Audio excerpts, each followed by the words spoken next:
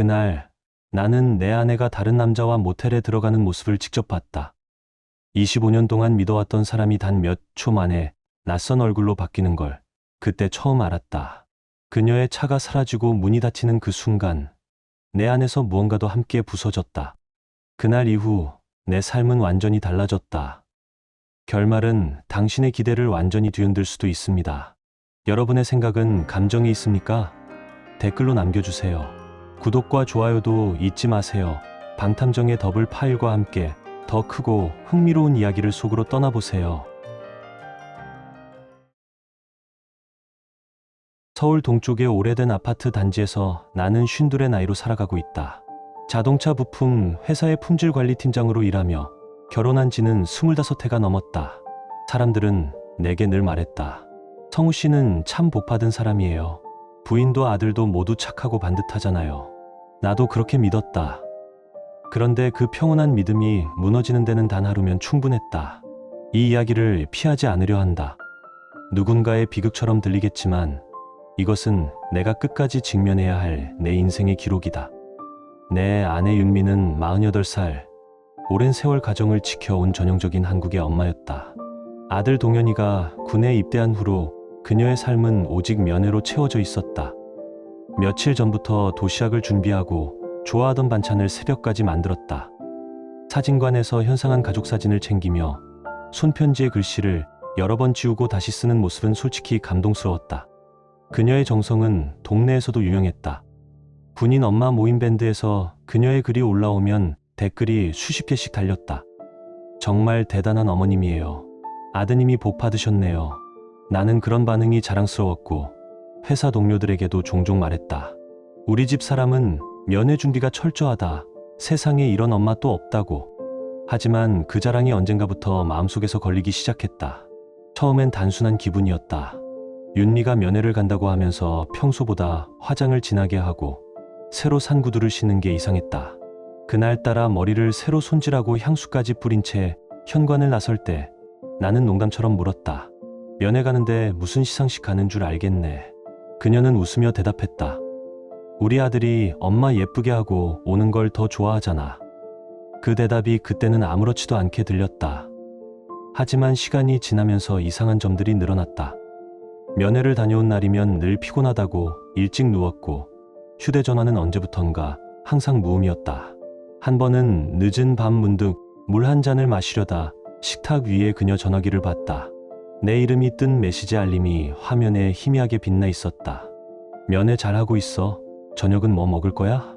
그러나 그 문자는 읽히지 않았다. 읽을 여유가 없었던 걸까? 안녕 읽고 싶지 않았던 걸까? 그날따라 방 안은 이상하게 조용했다. 그녀가 아침에 고른 옷들이 의자 위에 구겨져 있었고 향수 냄새는 아직도 남아 있었다. 나는 그때부터 작은 의심을 지울 수 없었다. 설마 그럴 리가 있겠어. 스스로를 달래며 눈을 감았지만 불안은 몸속 깊은 곳에서 서서히 자리를 잡아갔다. 동현이가 입대하기 전 마지막으로 가족이 함께한 식사 자리가 있었다. 그날 윤미는 아들을 바라보며 말했다. 엄마가 자주 면회 갈게. 외롭지 않게 건강하게 있어야 해. 동현이는 웃으며 고개를 저었다. 엄마, 너무 자주 오지 마요. 다른 부모님들도 오셔야 하잖아요. 그 말에 윤미는 잠시 머뭇하다가 이내 밝게 웃었다. 보고 싶은데 어떻게 안 가? 엄마는 내 얼굴 보면 힘이 나는데 그때는 그저 따뜻한 모자의 대화로 들렸지만 지금 돌이켜보면 그 웃음 속에 다른 의미가 숨어 있었던 것 같다.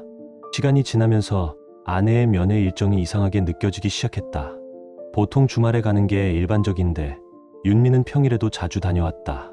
오늘 회사 일찍 끝나서 동현이 좀 보고 올게. 처음엔 단순히 그리움 때문이라 생각했다. 아들이 군에 있으니 엄마 마음이 이해됐다. 하지만 면회의 횟수가 늘수록 외박도 함께 늘어났다. 면회가 늦게 끝나서 근처에서 하룻밤 자고 올게. 그 말을 들을 때마다 나는 괜찮다고만 했다. 아들을 위해 고생하는 아내에게 뭐라 할 수 없었다. 오히려 그런 아내를 가진 게 고마웠다. 그런데 어느 날부터인가 그녀의 옷차림이 달라졌다. 예전엔 편한 복장으로 갔지만 언제부턴가 새 옷을 입고 구두를 바꾸고 머리를 감싸며 향수를 뿌렸다. 면회 가는데 왜 이렇게 예쁘게 하고 가? 하고 물으면 우리 아들이 엄마 예쁜 모습 보면 좋아하잖아. 그럴듯한 이유였다. 그러나 그 대답이 나를 안심시키지는 못했다. 가장 이상했던 건 속옷까지 새 것으로 갈아입는 모습을 봤을 때였다. 면회를 가는데 왜 저런 준비까지 하지? 한동안 스스로를 타일렀다. 혹시 모르니까 깨끗한 걸로 입는 거겠지. 그저 과한 생각일 거야. 면회를 다녀온 다음 날이면 그녀는 늘 SNS에 후기를 올렸다. 오늘도 우리 아들을 만나고 왔어요. 엄마를 보는 동현이의 눈빛이 반짝거려서 마음이 따뜻했어요. 그런 글에 달린 댓글은 늘 칭찬 일색이었다. 정말 훌륭한 어머님이에요. 아드님이 복 받으셨네요. 나는 그 댓글들을 보며 괜히 뿌듯했다. 좋은 아내를 둔 게 자랑스러웠고 동현이가 복 받은 아들이라 생각했다. 하지만 이상한 점들은 멈추지 않았다. 면회에서 돌아온 날이면 윤미는 저녁도 제대로 먹지 못한 채 오늘 너무 피곤해서 먼저 잘게 하며 방으로 들어갔다. 그날따라 전등 불빛이 어딘가 낯설게 느껴졌다.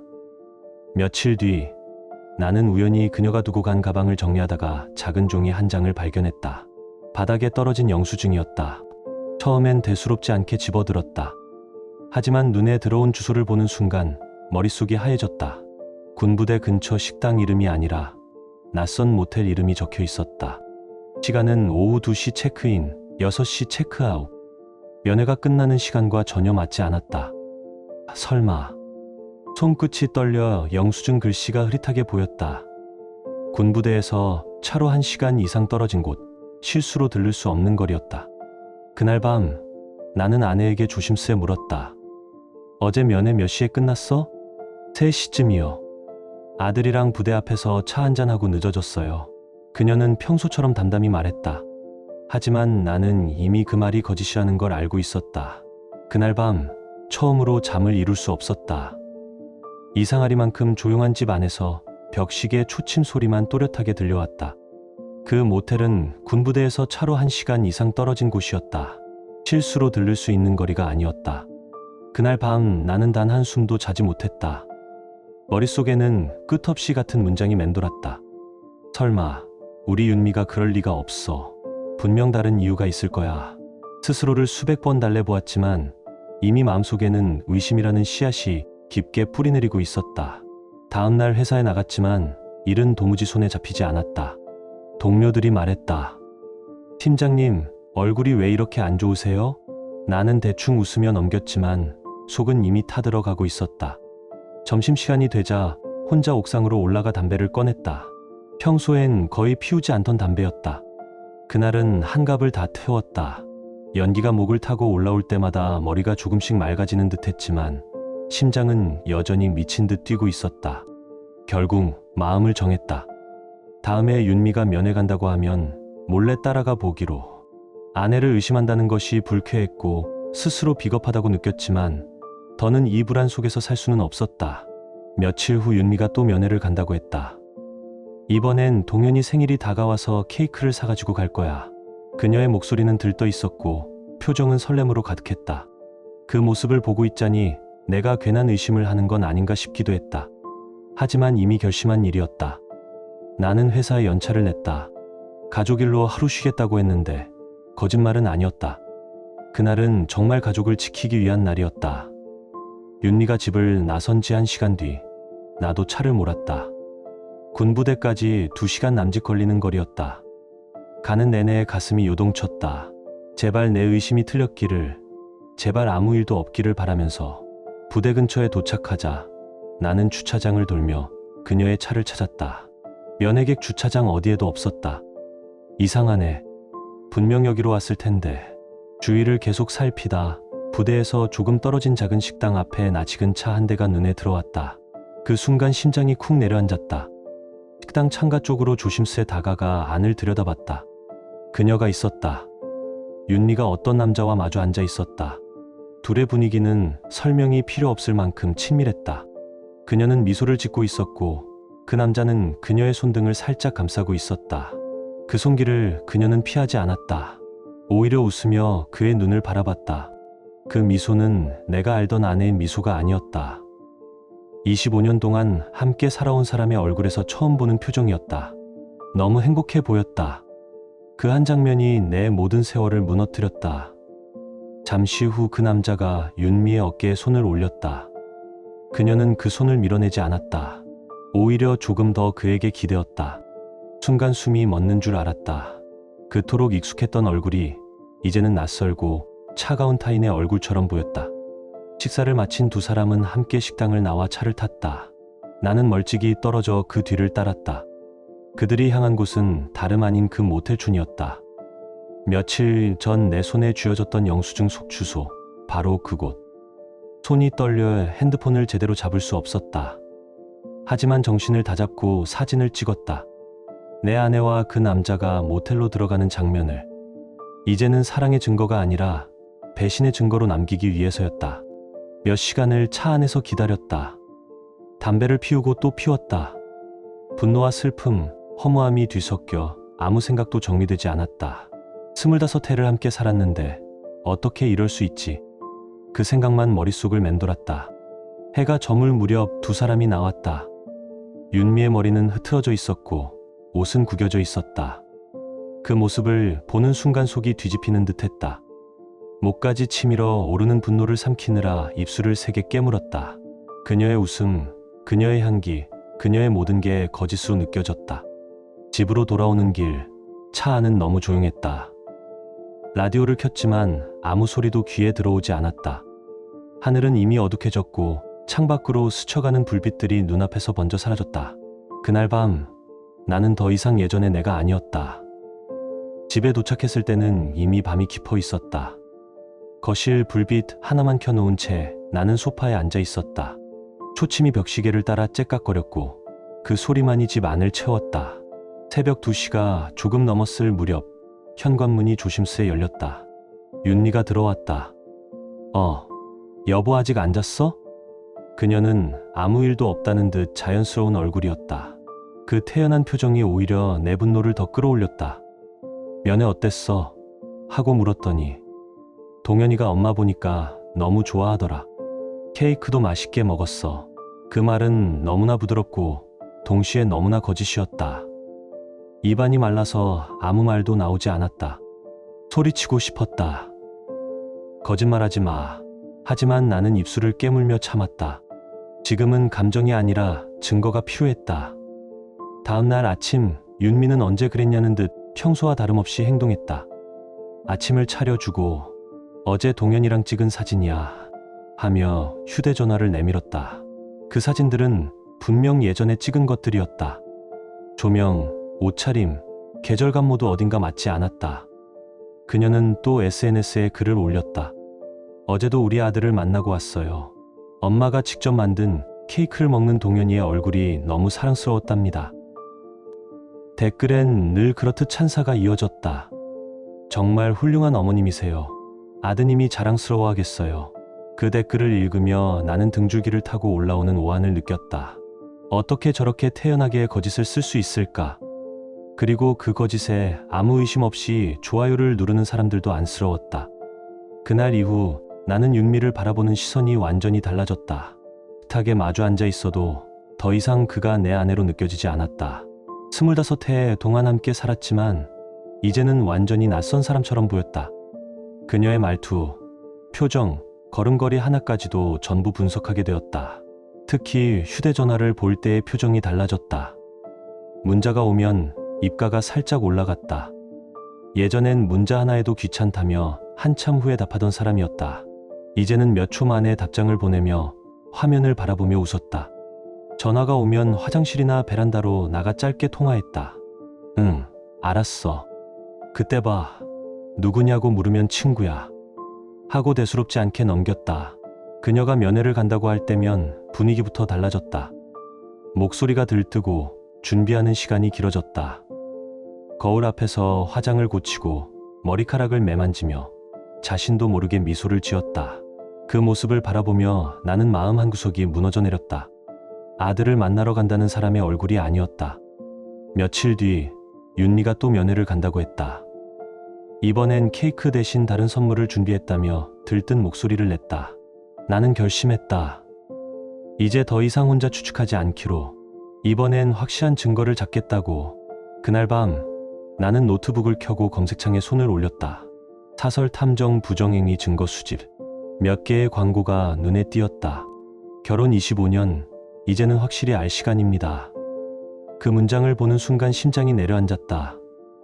하지만 이미 마음은 굳어 있었다. 전화를 걸자 낮고 침착한 목소리가 들려왔다. 이런 경우 의외로 많습니다. 아이 면회를 핑계로 다른 만남을 이어가는 사례 말이에요. 그 말을 듣는 순간 심장이 얼어붙는 듯했다. 탐정은 단호했다. CCTV 영상, 사진, 영수증, 통화 기록까지 모두 확보해 드리겠습니다. 비용은 만만치 않았다. 하지만 이 지옥에서 벗어나려면 그것 말고는 길이 없었다. 나는 조용히 대답했다. 진행해 주세요. 이번에는 더 이상 피할 수 없었다. 모든 걸 끝내야 했다. 다음 면회 날, 나는 탐정과 함께 현장으로 향했다. 나는 멀찍이 서 지켜보고 탐정은 가까이서 모든 장면을 기록했다. 윤미와 그 남자가 만나는 순간부터 모텔 문으로 사라지는 뒷모습까지. 렌즈 너머의 현실은 냉정했고 변명의 여지는 없었다. 탐정은 그 남자의 신상을 조사했다. 군부대 근처에서 작은 게스트하우스를 운영하는 사장이었고 나이는 45쯤. 결혼은 했지만 아내와는 별거 중이었다. 하지만 진짜 충격은 따로 있었다. 그 남자는 윤미뿐 아니라 면회 온 다른 어머니들에게도 접근하고 있었다. 외로운 마음을 틈타 말을 걸고 도움을 주는 척하며 천천히 경계를 무너뜨렸다. 상습적인 유혹자였다. 사업에 가면 뒤에서 사람의 감정을 거래하는 그런 인간이었다. 탐정이 모은 자료들은 완벽했다. 사진, 동영상, CCTV, 모텔 출입 기록. 그 어떤 것도 우연이라 부를 수 없었다. 그들의 만남은 이미 2달 넘게 이어지고 있었다. 처음엔 우연이었을지 몰라도 이제는 정기적인 관계였다. 탐정은 조용히 말했다. 님도 어느 정도 알고 있었을 겁니다. 그래도 계속 만나셨다면 이미 빠져든 겁니다. 그 말이 심장을 찔렀다. 며칠 동안 나는 아무 말도 하지 못했다. 직장에서도 집에서도 웃을 수가 없었다. 손에 쥔 증거들은 점점 무거워졌고 그것을 꺼낼 용기가 나지 않았다. 가장 두려운 건 동현이었다. 군에서 이 사실을 알게 된다면 그의 세계가 무너질 것이다. 그 아이는 세상 누구보다 엄마를 사랑했다. 입대 전날 그가 내게 말했다. 아빠, 엄마 건강 잘 챙겨주세요. 그 부탁이 귓가에서 떠나지 않았다. 그 아이에게 이 현실을 어떻게 설명할 수 있겠는가. 결국 나는 조용히 정리하기로 했다. 누구에게도 말하지 않고 아들에게는 평생 숨기기로. 그리고 윤미와의 결혼을 끝내기로 마음먹었다. 25해를 함께한 세월이 무너지는 순간이었다. 며칠 후 윤미가 또 면회 준비를 하고 있었다. 이번엔 늦을 것 같아. 저녁 먹지 말고 자. 그녀의 목소리는 평온했고 나는 그 평온함이 더 이상 견딜 수 없었다. 미화야, 우리 얘기 좀 하자. 나 지금 바빠. 나중에 얘기하자. 그 순간 나는 준비해둔 봉투를 꺼냈다. 사진과 영상이 들어있는 파일들을 테이블 위에 펼쳐놓았다. 이게 뭐야? 그녀의 얼굴이 하얗게 질렸다.